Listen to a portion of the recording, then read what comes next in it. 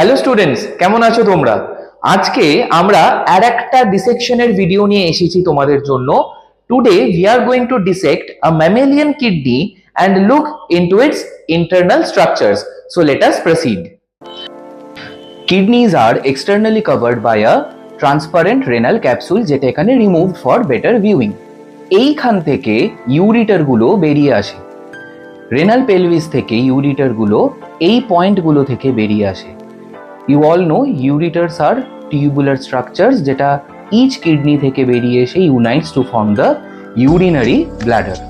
এইবার আমরা কিডনিটাকে ডিসেক্ট করে ওর ইন্টারনাল স্ট্রাকচারটা ভিউ করব। So we are making a longitudinal section of the mammalian kidneys. আমরা একটা স্ক্যালপেল ইউজ করে কিডনিটাকে ডিসেক্ট করছি। Gradually, we will create two equal halves of the kidney and we will view its internal portions. So students, আমাদের dissection almost over and এইবার তোমরা দেখতে পাচ্ছ outermost layer of the kidney, that is the cortex, যেখানে glomerulus থাকে and the inner portion medulla. এইখানটা minor calyx আর এইখানটা major calyx. Major ক্যালিক্সটা রেনাল পেলভিসে ইউনাইট করে। তোমরা দেখো স্টুডেন্টস, যেখানে আমি ফিঙ্গার দিয়ে পয়েন্ট করছি সেখানে ট্রায়াঙ্গুলার রেনাল পিরামিডস আছে। এই রেনাল পিরামিডস থেকে কালেক্টিং টিউবুলগুলো বেরিয়ে রেনাল পেলভিসে ইউনাইট করে ইউরিটার ফর্ম করে, which transports the urine to the urinary bladder.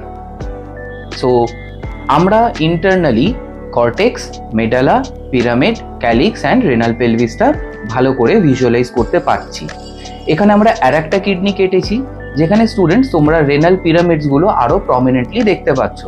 দেখো প্রত্যেকটা রেনাল পিরামিড থেকে নেফ্রনস গুলো বেরিয়ে এসে মাইনর ক্যালিক্স হয়ে টুয়ার্ডস দ্য মেজর ক্যালিক্স যাচ্ছে।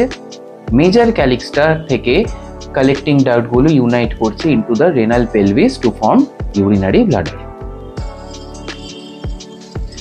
So those were the parts of a mammalian kidney.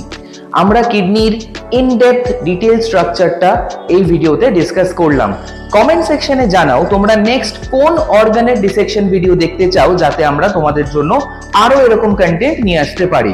Thank you, stay tuned with Prodigy Edu classes.